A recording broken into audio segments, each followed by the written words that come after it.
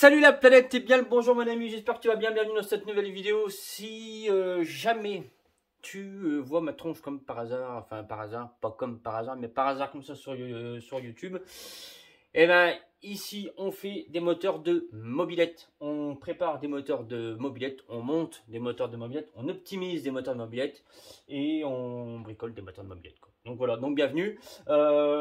Si jamais toi qui me regardes t'es pas encore abonné, abonne-toi. Sinon, je vais faire la gueule. Je pense que je vais faire la gueule. Voilà. C'est bon, t'as appuyé? Bon, c'est parfait. Allez, on va continuer du coup le moteur Stage 6 RT qu'on avait commencé déjà avant. Pour faire un petit retour en arrière, pas sur ce moteur-là, sur le moteur d'Eva. Donc le moteur d'Eva, il est fini. Le moteur d'Eva partira demain matin chez son propriétaire. J'avais fini de monter un petit peu tout ça. J'avais eu un petit couac à la fin qui n'était pas prévu du tout. J'avais une donc quand j'ai fait pour voir l'étanchéité du moteur, il y avait une prise d'air. Une prise d'air, la pile d'admission était fendue. Et du coup, ben voilà, c'était pour t'expliquer un petit peu la finalité du moteur. Ben, j'avais une autre pile d'admission, j'ai remis une autre pile d'admission, machin, tout ça. Impeccable, nickel, de frein, nickel, Michel, tout ça. Impeccable, bien. Impeccable, bien. Donc, voilà, et là, retour sur le moteur Stage 6 RT qu'on avait commencé il y a déjà quelques vidéos en arrière. Pour faire un petit récap, c'est un moteur donc Carter Nitro, 70 Stage 6 RT. Sur lequel il y avait une pièce qui était pas bonne. La pièce qui était pas bonne, c'était le vilebrequin. C'est moi qui m'étais complètement planté quand j'ai fait la commande du vilebrequin. J'ai pris un Malossi RHQ en bielle 80 et ce cylindre là est prévu pour une bielle 85. Donc c'est un vilebrequin qui monte sur plein de 70 hein, ou de 50 hein, d'ailleurs. Voilà, celui-là demandait une bielle de 85 et moi j'ai commandé la bielle de 80. J'ai fait mon blond.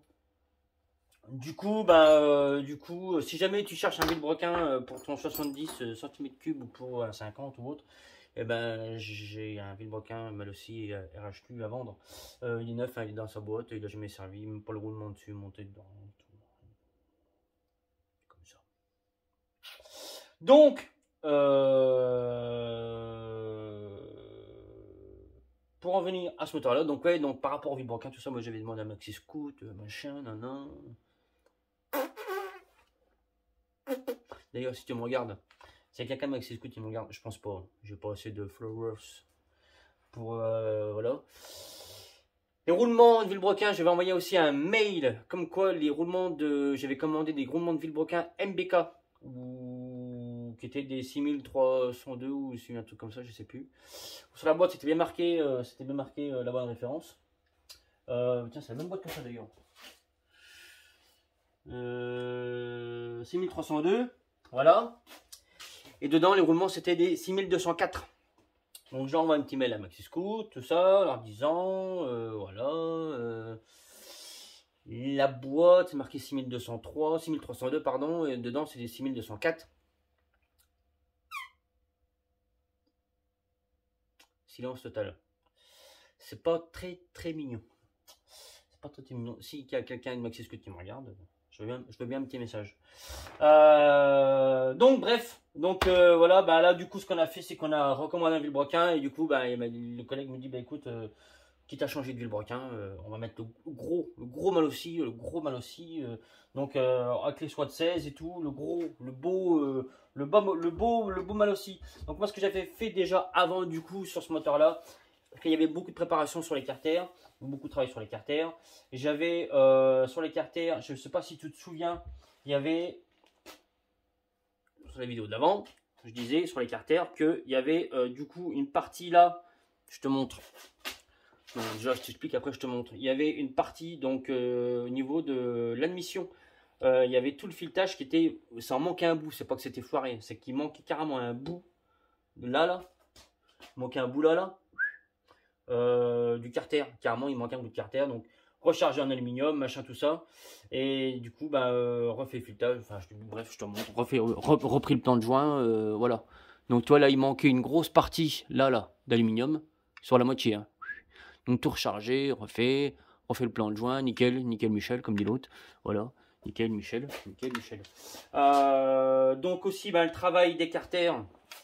Bon là, le piston il est dedans, je ne vais pas le renlever pour te montrer. Hein, parce que du coup, j'ai pas mal bossé. Du coup, voilà.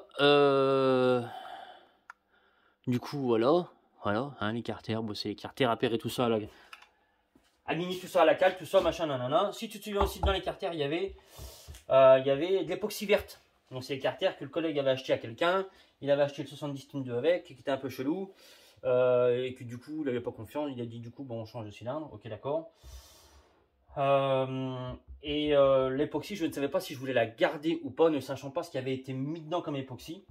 Je ne savais pas trop. Quand c'est pas toi qui fais, tu sais pas ce qu'il y a dedans comme produit, comme matériau, tu sais pas si ça va tenir ou pas. Je dis écoute, vu que j'ai de la soudure à faire dessus, les carters vont chauffer pas mal. L'époxy, s'il tient, on le laisse quoi. Et ça a avéré que l'époxy n'a pas bougé du tout. Donc, du coup, je me suis dit allez, on laisse l'époxy. Du coup, j'ai bossé sur les carters donc avec l'époxy dedans. Voilà. Moi, j'ai pris un petit peu auparavant parce que ça, c'est un super cylindre. J'adore ce cylindre. Vraiment, j'adore ce cylindre. J'adore la conception. C'est un cylindre qui fonctionne super bien. J'en ai déjà monté 2-3, dont un collègue. Big up mon petit Mika. C'est un cylindre qui marche vraiment super bien. J'adore ce cylindre. Je crois que demain, si je dois monter moins 70, je crois que c'est celui-là que je prendrai. Pourquoi?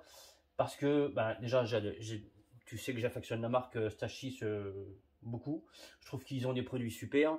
Là, ils sont aussi démarqués avec un 70, avec une architecture moteur, je te dirais, qui n'est pas du tout comme les autres. Hein, où c'est du FL sur montage carter normaux. Et c'est un cylindre qui, je pense, donne des possibilités de préparation assez cool. Et j'adore j'adore le montage, j'adore la conception, donc avec sa petite cale, je le trouve vraiment bien avec ses 5 petits goujons, avec ses 5 petits goujons M6 là qui sont repris dedans. Donc moi je les ai repris, je les ai montés, collés, là, on fera un filet, tout ça bien. Là pareil, on fera un filet bien. Voilà, non, j'adore la conception de ce cylindre. L'échappement pour moi peut-être pas assez large, mais voilà, c'est que je pense que le jour où j'en ai un moi, je le monte, je le teste, j'analyse et je vois ce que je peux faire dedans. Après j'en ai déjà fait, j'en ai déjà préparé qui marche super bien. Vraiment monté et préparé, je précise, pas que monté. Voilà, donc non, ouais, c'est vraiment super cylindre, j'adore. Le souci que j'ai eu là sur celui-là, premier montage à blanc, tout ça, des diags hyper haut, hyper haut. Et moi, dans mes souvenirs, c'est un truc que je fais pas, c'est que je note pas. Je pense que je vais me faire un carnet avec les moteurs, machin, boum, ça sortant, ça sortant. De mémoire, c'est pas un cylindre qui sortait autant de diags. Là, j'ai 197 à l'échappement. Assez haut pour moi. Je sais plus combien, malheureusement je sais plus combien je sortais en diag sur les autres. C'était peut-être ça, je sais plus malheureusement, mais là je l'ai trouvé un peu haut. Et 135 admissions, l'admission me choque moyennement, quoique un peu haut aussi. Du coup repris un petit peu la cale, et du coup alors comme j'en reviens,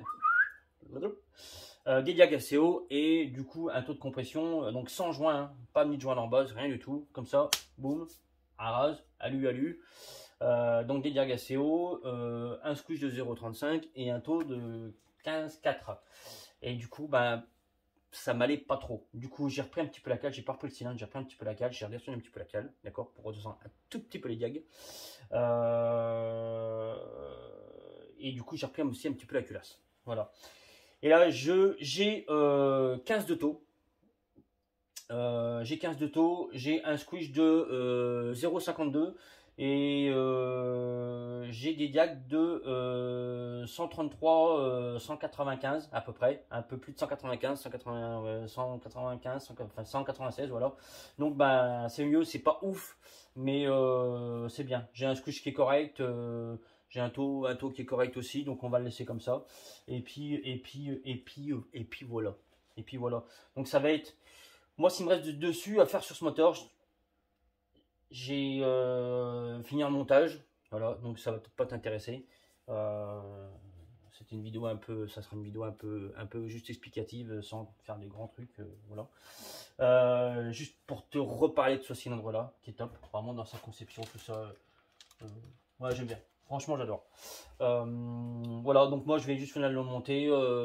J'aurai un support moteur à faire que je dois faire. Je vais essayer de le faire dans le week-end avec des cylindres en bloc et tout ça. Voilà quoi. Hein, non, il n'y a pas grand chose à dire sur ce cylindre là. Hein. Après, non, c'est un choix de cylindre. C'est vraiment un cylindre que j'adore. Je pense que si un jour je peux, si un jour j'ai 4 sous, je vais peut-être me faire un petit 70 bien pour voir un petit peu. Ça peut être une bonne idée. Ouais.